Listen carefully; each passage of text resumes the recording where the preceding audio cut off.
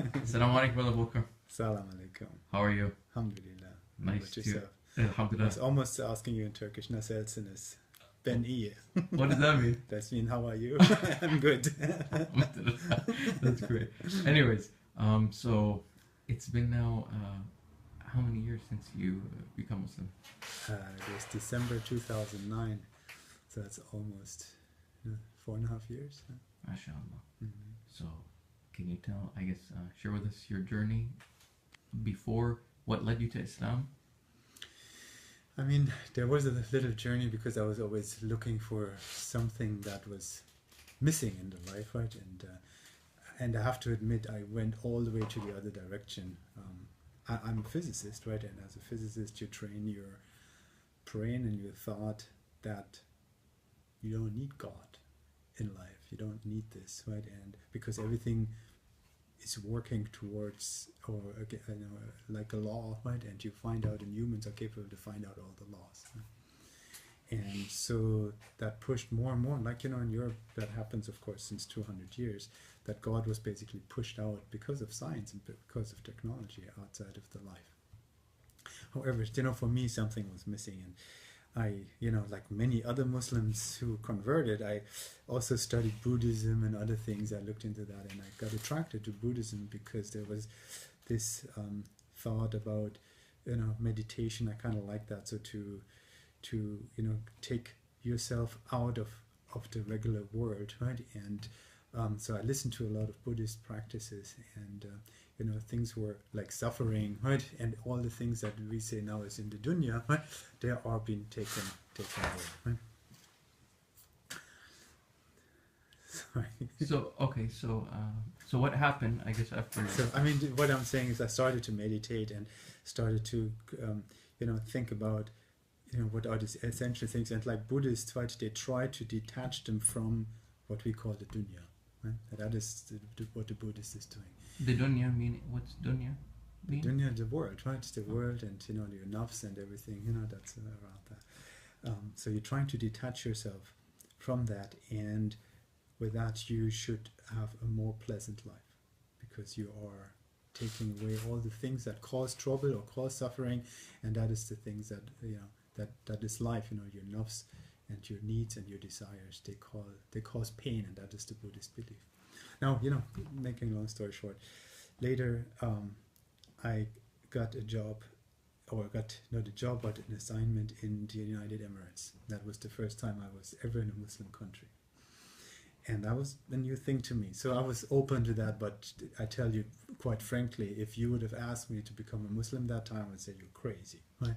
I would never ever do that, because I was, of course, like everybody else, I heard the biased news from the news, right, and what Muslims are, and I had not a right perception from what Muslims are. And that's not quite right. I was actually in Turkey before, and I heard the azan in the morning, and I thought it was just crazy. Right? So they were backwards.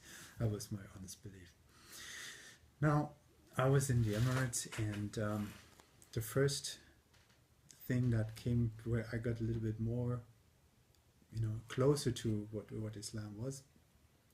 I had this driver who was driving me every morning to the office and back. So the office there sent a driver, and they picked me up from the hotel and drove me back.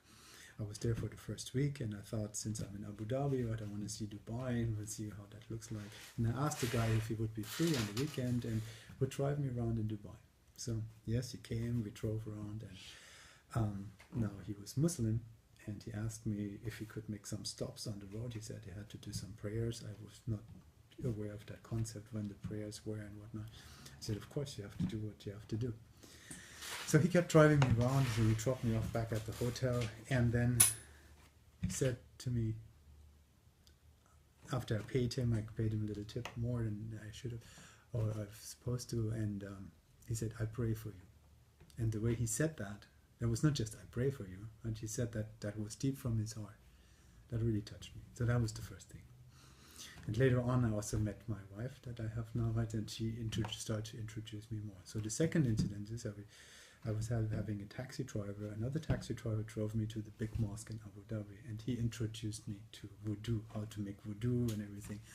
and I went to the prayer. That was the first time at a big mosque I think it was a Friday prayer. I can't even remember. It was the first because it was packed there, and we did the Friday prayer. I didn't know what I was just imitating pretty much. So that was the first steps towards Islam. And then the other thing I observed there, that was at 12 o'clock when the Adhan was praying, everybody would go to the mosque. And I like that concept a lot, because that was very close what I learned from the Buddhists. Right? They really practiced it. Everybody did. They dropped everything and went arm in arm together down the elevator into the mosque. I said, wow, look at that. Right? So that's amazing. Right? They really stop all the nonsense that you do in life. I mean, I shouldn't say nonsense, but all your busy work, and you go pray and distance yourself from the dunya. Right? Yeah.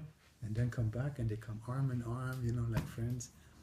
That was impressive to me. Right? So these are things. And then, of course, I shouldn't neglect the part that I met my wife, and she kept teaching me and taught me how to pray and taught me everything about Islam. And so I picked up, eventually I converted, right? So I took the Shahada in Abu Dhabi, and they gave me a ton of books, right? A ton of books, believe it or not, in German, right? In Abu Dhabi, you get the books. They give you a ton of books in English and in German. In German. Yes, and I'm just reading one of them actually from Galen, right? The guy who was in conflict with Erdogan. And, he's actually here in the US, right? Fethullah? Huh? Yeah, Fethullah Gulen. Gulen. Yeah, Gulen. Yeah, he's here in the US, and they gave me actually 3 or 4 books from him, translated into German. So I started reading this and got more and more into this, and understood more and more about the concept of Islam. And what I really liked about was when I looked at the Buddhist practice that I learned, I realized that the Muslims actually translate, they lived it, they did it. Right? If you really practice Islam, you do what the Buddhists are talking about. You distance yourself from the dunya. If you really do it right, you take it all away, right? And you do it. And if you practice and you go pray and think about this, and you give your, pay zakat and all these kind of things, these are all the concepts that are being taught by Buddhism too, believe it or not. So, and that's what drew me more into it, because if you go down that route, and I've talked to other people too, I know many people went through the Buddhist route into Islam. That seems to be a natural path, right? Because you have to, it's closer. Buddhism is closer to the Western thinking, so that's easier to grasp. And from there, when you understood the Buddhist thinking, you can actually then also understand Islam. Yes. And there seems to be some way for people to get from here to there. I'm not sure if there's success is قد أفلح المؤمنون الذين هم في صلاتهم خاشعون. So not sure if it makes sense. Right? The success when the mu'minin are really in their prayer, they have full humility. He's talking about the first verses from Surah 23, chapter 23. Indeed, the believers are successful.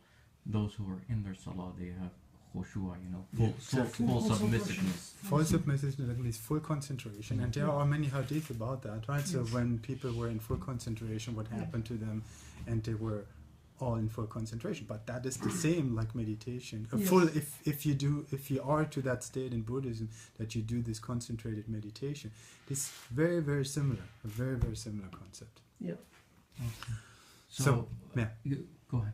So I mean that's what I'm saying. Of course, and then there are all the other virtues, because what's kind of missing in Buddhism, even though they teach you these practices, I don't know how I should say that, but the guidance is missing, right?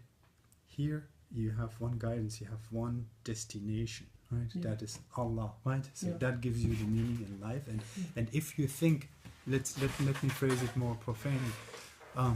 If you think whatever you do it for Allah, then you do it. I'm looking for words now, right? So when you look at Buddhism, you should do everything and take away your interests, right? Yeah. But here you have a little purpose in life. Right? You have a purpose in life. You are here for a reason, and whatever you do, you should do for Allah. Yes. Right? And take all your own interests and all your nafs away. I know that's hard, right? Who can really do that? But if you do it this way, then it gives you a certain, I'm looking for the right, happiness is not the right word. It gives you peace of mind, like peace of mind, because you feel like now you're doing the right thing. Sure, I mean that's the right thing to do. It's not, you're not doing it for yourself. You're doing it for a higher reason. Yeah. Whatever you do. And if you think about all your actions in that manner, then that gives you, great guidance overall. Right? And if you keep practicing this, right, then I mean that is where you can get better, right, overall. I mean, you can do that in Buddhism, but I don't think in Buddhism, I've never seen this, that you get this guidance. Yes, they talk about suffering and how to avoid suffering in life, but this guidance is missing. This part is, from my perspective, is missing. And I'm not trying to compare the religions, or this religion is better than that one, we shouldn't be doing this, I know that. But I'm just trying to say that to describe how I came from here to there. Right? If that makes any sense. Yes. Well, Jazakallah khair, Brother Volker, and hopefully we will have a follow-up in part 2 in the future, inshallah. And thank you thus far with sharing your journey, and may Allah subhanahu wa ta'ala continue to make it easy for you and your family, and for everyone that's searching for the truth, inshallah. Jazakallah khair. Assalamu alaikum. Assalamu alaikum.